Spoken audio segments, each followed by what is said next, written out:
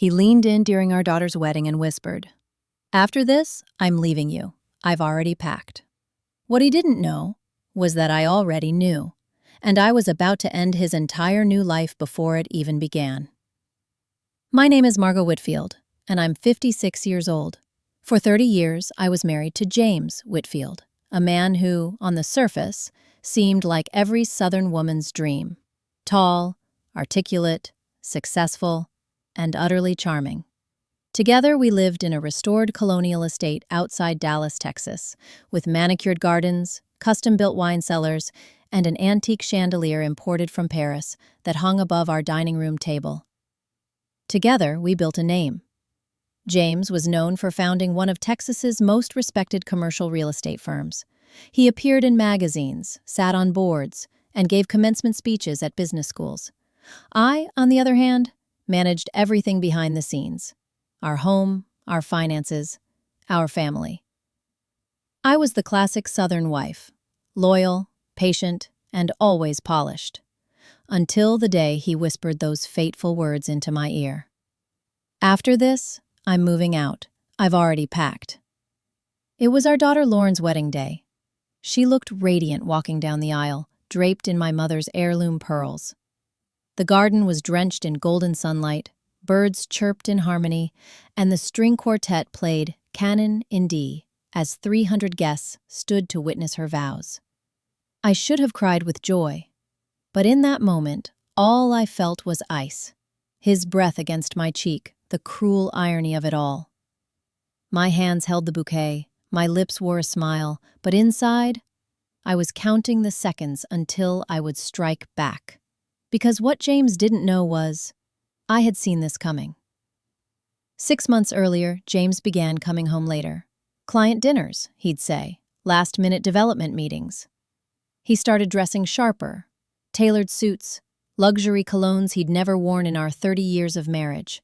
His phone, once carelessly left on counters, now stayed glued to him.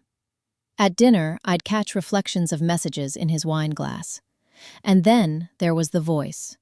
How he suddenly referred to Kylie, his 27-year-old assistant, only as my admin. I noticed everything. At first, I told myself it was midlife restlessness. But then came the boutique charges, restaurants I'd never visited, jewelry stores that catered to younger women, a second phone plan billed under a shell company he thought I wouldn't notice. I didn't scream, I didn't accuse. I started planning. I called Claire Harmon, a former FBI analyst turned private investigator.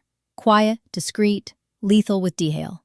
She confirmed everything I feared, the hotel stays, the apartment lease downtown with both their names, the weekend conferences that never existed. Then I went to our longtime attorney, Nathan Blake, who had managed our estate plans for 15 years.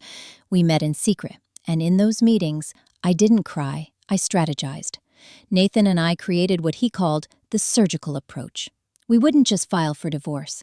That would be loud, messy, public. No, we'd do something better, something cleaner. We would let James destroy himself.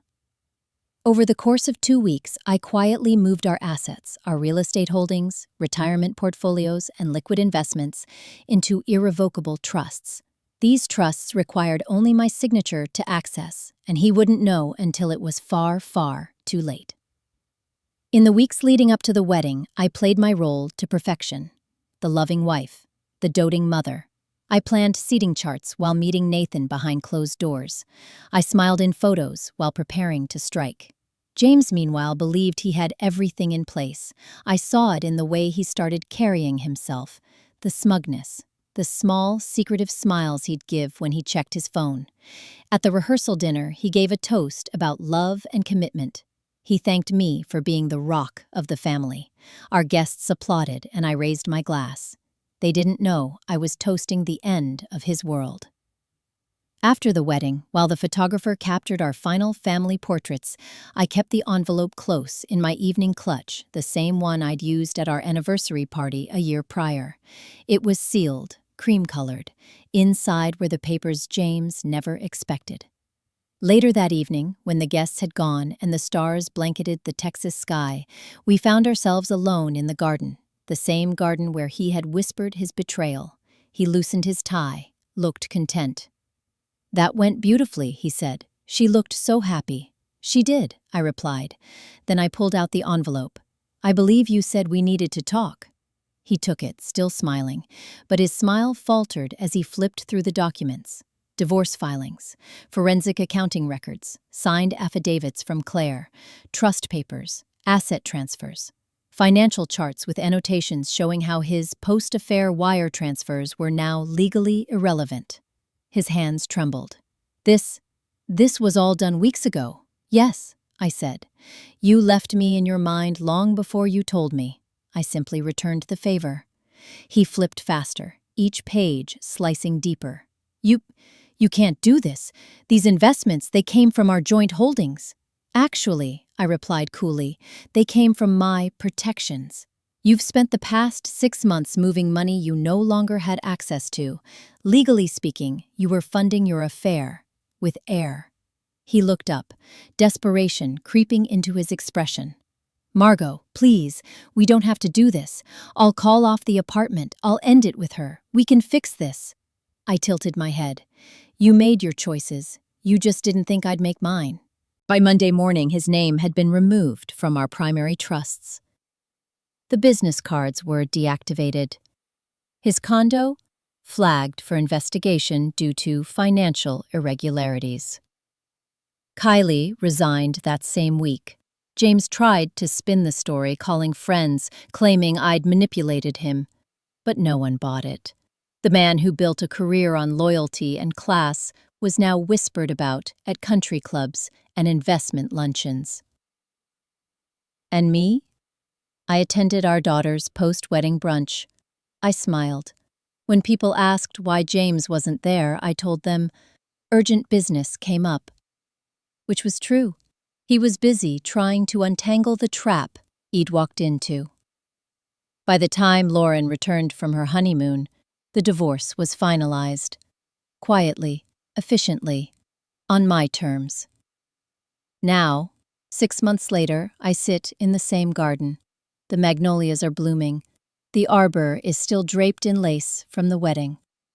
I sip my coffee slowly, flipping through pages of a business plan I've started for a foundation that helps women protect themselves financially.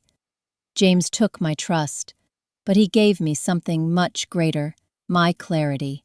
Sometimes the people who betray us aren't villains. They're just the final test before we become the strongest version of ourselves. Because when a man underestimates the woman he built his empire with, he shouldn't be surprised when she becomes the one who takes it from him.